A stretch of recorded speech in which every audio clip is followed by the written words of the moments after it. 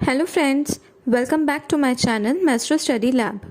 Friends, in my last video, I had shared last 4 skills of Commerce Micro Lesson Plan. From today onwards, we will discuss about Macro Lesson Plans. Friends, BEd first year में हमें अपने pedagogy subject के 15 macro lesson plans बनाने होते हैं, जिसमें से SST का फर्स्ट मैक्रो लेसन प्लान मैं आप सबके साथ आज शेयर कर रही हूँ. So let's get started. आगे बढ़ने से पहले सबसे पहले हमें ये समझना होगा कि micro teaching and macro teaching में क्या डिफरेंस है. सो फ्रेंड्स, मैंने यहाँ पर आप सबके लिए micro teaching and macro teaching का डिफरेंस शो किया है. सबसे पहले माइक्रो टीचिंग की तरफ देखते हैं. There are less than 20 students. जब आप माइक्रो टीचिंग करते हो मतलब आप अपने बीएड के क्लासमेट्स को ही अपने सुपरवाइजर्स के अंडर पढ़ाते हो, तो वहाँ पर ऑफ कोर्स आपकी जो क्लास की स्ट्रेंथ होती है वो काफ़ी कम होती है. वहीं मैक्रो टीचिंग में जब आप किसी स्कूल में पढ़ाने जाते हो तो वहाँ पर आपकी क्लास की स्ट्रेंथ 40 to 60 स्टूडेंट्स तक हो सकती है. माइक्रो टीचिंग में it takes up 1 skill at a time. जैसा कि आप सभी ने मेरी लास्ट वीडियो में देखा है कि माइक्रो टीचिंग में टोटल 8 स्किल्स होती हैं. तो जब हम माइक्रो टीचिंग करते हैं तो हमें एक बार में सिर्फ एक ही स्किल को पढ़ाना होता है. वहीं जब हम मैक्रो टीचिंग करते हैं मतलब किसी स्कूल में पढ़ाने जाते हैं तो वहाँ पर हमें उन 8 स्किल्स को एक ही बार में परफॉर्म करना होता है, एक ही बार में पढ़ाना होता है. माइक्रो टीचिंग का जो ड्यूरेशन होता है वो 5 to 7 मिनट्स का होता है. मतलब कि जो माइक्रो टीचिंग की स्किल्स होती हैं, जब आप माइक्रो लेसन प्लान्स बनाते हो तो उनमें जो एक स्किल होती है उसका टाइम होता है 5 to 7 मिनट्स. वहीं जब आप मैक्रो टीचिंग करते हो मतलब किसी स्कूल में बच्चों को पढ़ाने जाते हो तो आपको एक पीरियड मिलता है 30 to 40 मिनट्स का. एंड उन 30 to 40 मिनट्स में आपको उन 8 स्किल्स को जो कि 5 to 7 मिनट्स की होती हैं, उन 8 स्किल्स को इन 30 to 40 मिनट्स के अंडर एक साथ परफॉर्म करना होता है. माइक्रो टीचिंग में आपको बहुत जल्दी फीडबैक मिल जाता है अपने स्टूडेंट से एंड अपने सुपरवाइजर से, जिससे कि आप अपनी टीचिंग को इम्प्रूव कर सकते हैं. बट मैक्रो टीचिंग में ऐसा कुछ भी नहीं होता. जब आप किसी स्कूल में बच्चों को पढ़ाने जाते हैं तो ऑफकोर्स आपको उन स्टूडेंट से इमीडिएट फीडबैक नहीं मिल पाएगा और वहाँ पर कोई सुपरवाइजर भी नहीं होगा जो आपको फीडबैक दे सके आपकी टीचिंग को इम्प्रूव करने के लिए. माइक्रो टीचिंग में आपका ज़्यादा कंट्रोल होता है. ऑफकोर्स माइक्रो मतलब छोटा, तो जहाँ पर स्ट्रेंथ कम होती है तो वहाँ पर आपका कंट्रोल भी ज़्यादा होता है. वहीं मैक्रो टीचिंग में जब आप किसी स्कूल में बच्चों को पढ़ाने जाते हो तो ऑफकोर्स एक क्लास की स्ट्रेंथ काफ़ी ज़्यादा होती है, तो जितने ज़्यादा बच्चे होंगे उतना ही कंट्रोल कम हो जाता है. माइक्रो टीचिंग में आप कुछ सिंपल टॉपिक मिलते हैं, मतलब कि आप अपनी मर्जी से टॉपिक सिलेक्ट कर सकते हो पढ़ाने के लिए. वहीं मैक्रो टीचिंग में आपको कॉम्प्लेक्स टॉपिक्स भी मिल सकते हैं. आपको अपनी मर्जी के टॉपिक नहीं मिलेंगे. ऐसा ज़रूरी नहीं है कि आप जो चाहो आपको वही टॉपिक पढ़ाने को मिले. माइक्रो टीचिंग में आप स्टूडेंट्स के साथ ज़्यादा अच्छे से इंटरेक्ट कर सकते हो बिकॉज क्लास की स्ट्रेंथ कम होती है, तो जितने स्टूडेंट्स कम होंगे उतना ही इंटरेक्शन ज़्यादा होता है. वहीं मैक्रो टीचिंग में स्टूडेंट्स ज़्यादा होते हैं, क्लास की स्ट्रेंथ ज़्यादा होती है, तो हर एक बच्चे के साथ कनेक्ट करना, हर एक बच्चे के साथ इंटरेक्ट करना थोड़ा सा मुश्किल हो जाता है. माइक्रो टीचिंग में प्रोविज़न होता है रीटीचिंग का. मतलब कि जब आपके स्टूडेंट्स एंड आपके सुपरवाइज़र आपको फीडबैक देते हैं, आपकी पढ़ाई में आपकी टीचिंग में कमी बताते हैं, तो आपको दोबारा से सेम टॉपिक पढ़ाने का मौका मिलता है. मतलब कि आपको रीटीच करने का मौका मिल जाता है जिससे कि आपकी टीचिंग इम्प्रूव हो सके, आपकी जो माइक्रो टीचिंग स्किल्स हैं वो इम्प्रूव हो सके. बट मैक्रो टीचिंग में रीटीचिंग का कोई प्रोविज़न नहीं होता. मतलब ऑफ कोर्स वहाँ पे कोई सुपरवाइजर नहीं होता कि वो आपको गाइड कर सके, राइट.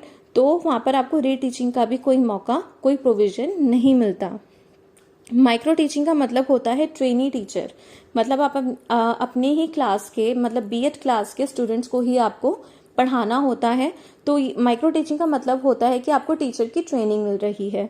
एंड मैक्रो टीचिंग का मतलब होता है टीचर, कि आप किसी स्कूल में जाकर एज अ टीचर ही अपॉइंट हुए हो, right. So this is the difference between micro teaching and macro teaching. And I hope कि इस डिफरेंस से आपको micro lesson plans and macro lesson plans बनाने में आसानी होगी. तो अब हम अपना मैक्रो लेसन प्लान डिस्कस करेंगे. Here is the index of macro plan. जैसा कि मैंने आपको बताया था कि B.Ed फर्स्ट ईयर में आपको अपने पेडागोजी सब्जेक्ट के 15 मैक्रो लेसन प्लान्स बनाने होते हैं, जो कि 6 to 8 क्लास तक के होने चाहिए. मैंने भी यहाँ पर SST के मैक्रो प्लान्स बनाने के लिए 15 टॉपिक्स सिलेक्ट किए हैं, जिसमें से पहला टॉपिक है रिसोर्सेज. तो मैक्रो लेसन प्लान बनाने के लिए सबसे पहले हमें कुछ बेसिक इन्फॉर्मेशन फिल करनी होती है. मैंने यहाँ पर सारी इन्फॉर्मेशन फिल नहीं की है बिकॉज मेरा B.Ed कोविड के ड्यूरेशन में हुआ था, तो मेरी स्कूल में टीचिंग नहीं हो पाई थी. बट कुछ इन्फॉर्मेशंस मैंने फिल की हैं, like subject which is social studies, topic is resources. Resources जो मेरा टॉपिक है वो सोशल स्टडीज़ में ज्योग्राफी के अंडर आता है. Class is 7th. रिसोर्सेज जो ये टॉपिक है वो क्लास 7 से रिलेट करता है एंड टाइम इज़ 35 मिनट्स.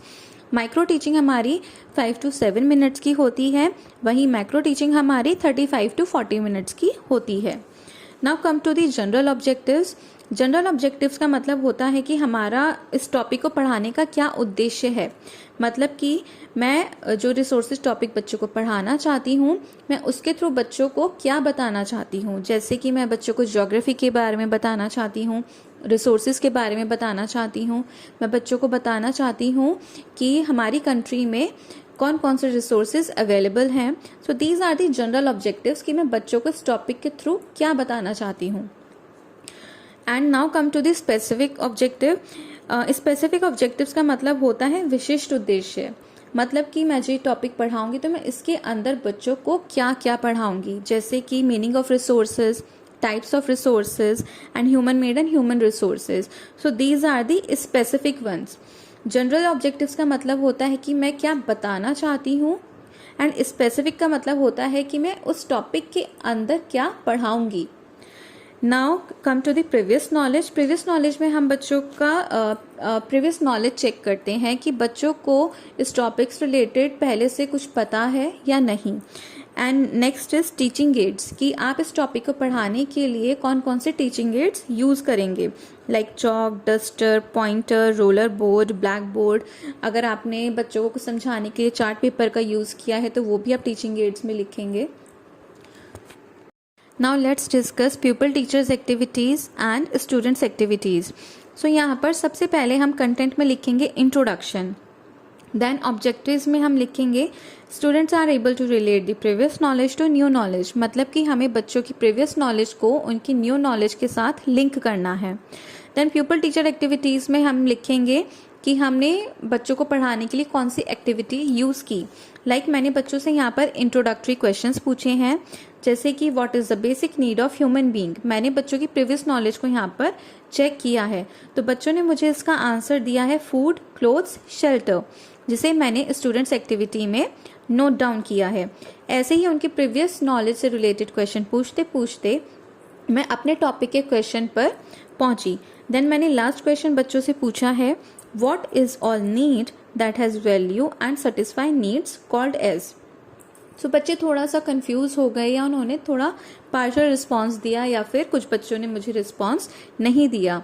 तो इस मेथड को हम बोलेंगे क्वेश्चन आंसर मेथड, जो मैंने मेथड के कॉलम में नोट डाउन किया है. फिर हम कंटेंट में लिखेंगे एम ऑफ स्टेटमेंट.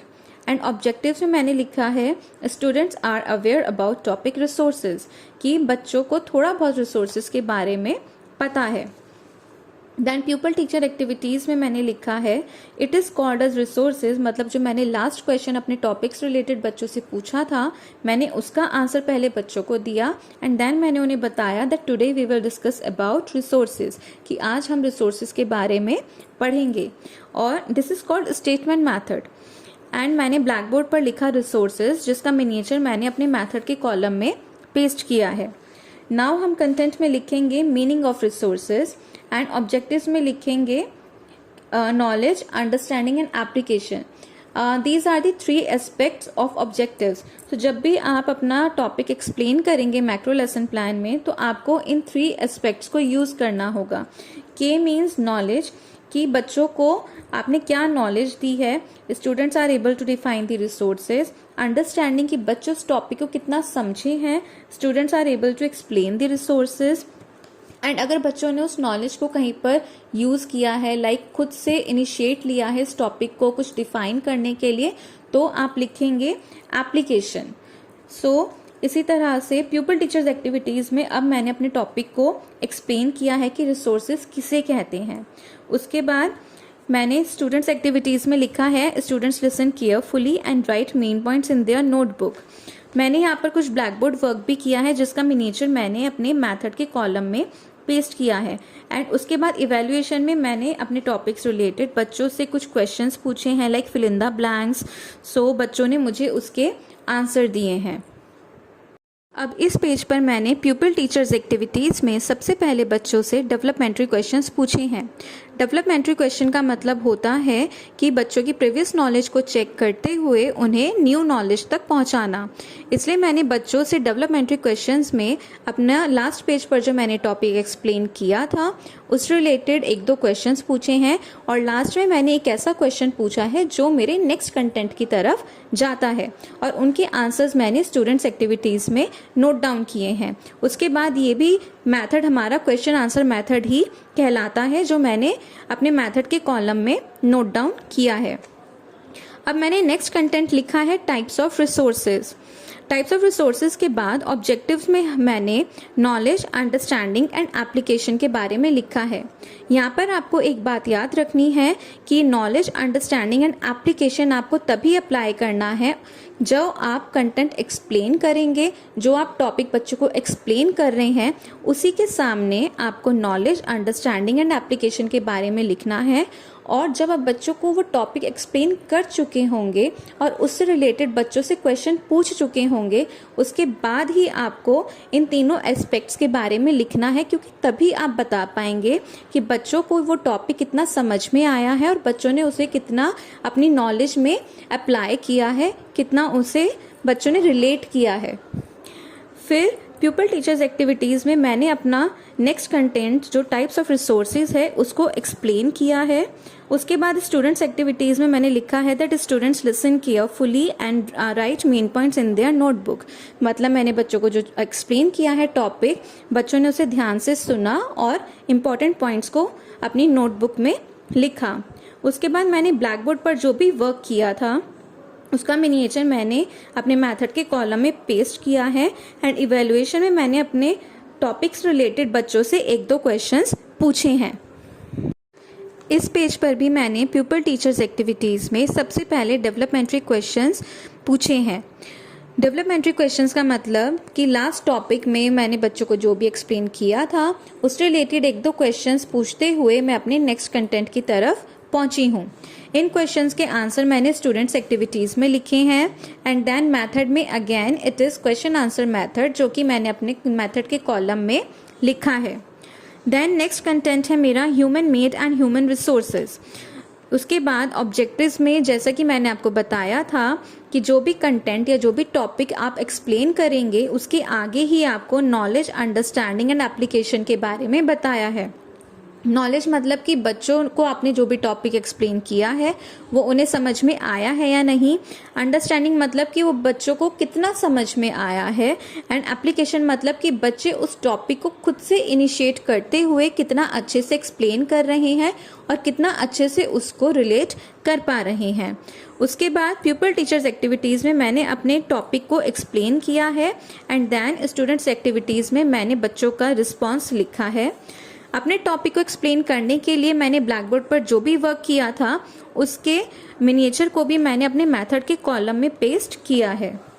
उसके बाद हमारा नेक्स्ट कंटेंट है black board summary. Black board summary में हम लिखते हैं कि हमने जो भी क्लास में टॉपिक एक्सप्लेन किए हैं उनको हमें समराइज करना होता है कि बच्चों को वो टॉपिक कितने समझ में आए हैं। उसके बाद ऑब्जेक्टिव्स में हमें लिखना है students are able to summarise their learned knowledge. मतलब कि उन्होंने आज की क्लास में जो भी टॉपिक पढ़े हैं वो उनको समराइज कर पा रहे हैं या नहीं, या उन्हें वो सभी याद हैं या नहीं। दैन प्यूपल टीचर्स एक्टिविटीज़ में हमने लिखा है pupil teacher writes black board summary on black board. Students activities में लिखना है students write black board summary in their notebook. And then method के कॉलम में हमने ब्लैक बोर्ड पर जो भी समरी लिखी है उसके मिनिएचर को हमें यहाँ पर पेस्ट करना होगा। Okay, this is the last page of our first macro lesson plan. इस पेज पर सबसे ऊपर आप देख सकते हैं लिखा है रिकैप्चुलेटरी क्वेश्चंस। रिकैप्चुलेटरी क्वेश्चंस का मतलब होता है कि आपने आज की क्लास में बच्चों को जितने भी टॉपिक एक्सप्लेन किए हैं बच्चे उन्हें रिकैप कर पा रहे हैं या नहीं, मतलब बच्चों को वो टॉपिक्स याद हैं या नहीं। इसके लिए आपको नीचे एक टेबल ड्रॉ करनी होगी जिसके कॉलम्स होंगे content, objective with specification, pupils teacher activity and students activity. Content में आप लिखेंगे रिकैप्चुलेटरी क्वेश्चंस, ऑब्जेक्टिव में आप लिखेंगे students are able to recapitulate their learned knowledge, मतलब कि बच्चों ने जितने भी टॉपिक्स क्लास में पढ़े हैं वो उसे रिकैप्चुलेट करने के लिए एबल है, मतलब कि वो सभी टॉपिक्स उन्हें पता है। प्यूपल्स टीचर एक्टिविटी में आप लिखेंगे pupil teacher ask recapitulatory questions through roller board. जब आप मैक्रो टीचिंग करते हैं तो मोस्टली आपको इंस्ट्रक्शंस दी जाती हैं कि आपको अपनी क्लास में एक रोलर बोर्ड लेकर जाना है। सो जो भी आप रिकैप्चुलेटरी क्वेश्चंस पूछेंगे वो आप क्वेश्चंस उस रोलर बोर्ड पर लिखकर ले जाते हैं, मतलब कि वो क्वेश्चंस आप पहले से ही लिख चुके होते हैं, उन क्वेश्चंस को आपको उस रोलर बोर्ड पर लिखकर अपनी क्लास में लेकर जाना होता है। देन स्टूडेंट्स एक्टिविटी में कि आपने जो भी वो रिकैप्चुलेटरी क्वेश्चन बच्चों से पूछे हैं बच्चे आपको उसका आंसर देंगे। देन नीचे मैंने उस रोलर बोर्ड का एक मिनिएचर पेस्ट किया है जिसमें मैंने रिकैप्चुलेटरी क्वेश्चंस पूछे हैं एंड उनके आंसर मैंने राइट साइड पर नोट डाउन किए हैं। नाउ नेक्स्ट टॉपिक आप देखेंगे होम असाइनमेंट। सो जब भी आपकी क्लास खत्म होने वाली होती है तो हम बच्चों को होमवर्क प्रोवाइड कराते हैं। उसके लिए भी आपको सेम टेबल ड्रॉ करनी होगी जो हमने ऊपर की थी। उसमें कंटेंट में आप लिखेंगे होमवर्क, ऑब्जेक्टिव में आप लिखेंगे students are able to establish their learned knowledge, मतलब कि आपने बच्चों को जो होमवर्क दिया है बच्चे उसे समझ पा रहे हैं। प्यूपल्स टीचर एक्टिविटी में आप लिखेंगे pupil teacher gives homework on black board. आप बच्चों को जो भी होमवर्क देंगे वो आपको ब्लैक बोर्ड पर लिखना होगा। एंड स्टूडेंट्स एक्टिविटी में आप लिखेंगे कि बच्चे उस होमवर्क को अपनी नोटबुक में लिखेंगे। उसके बाद मैंने ब्लैक बोर्ड पर जो भी होमवर्क लिखा है उसका मिनिएचर भी मैंने नीचे पेस्ट किया है। सो इस तरह से हम अपने मैक्रो लेसन प्लान्स बनाते हैं। आई होप आपको ये मैक्रो लेसन प्लान अच्छे से समझ में आया होगा और आप अपने जितने भी लेसन प्लान्स हैं आपके पेडागोजी सब्जेक्ट के, आप उन्हें आसानी से बना पाएंगे। If you find this video helpful, then please do like, share and subscribe my channel. Thank you so much.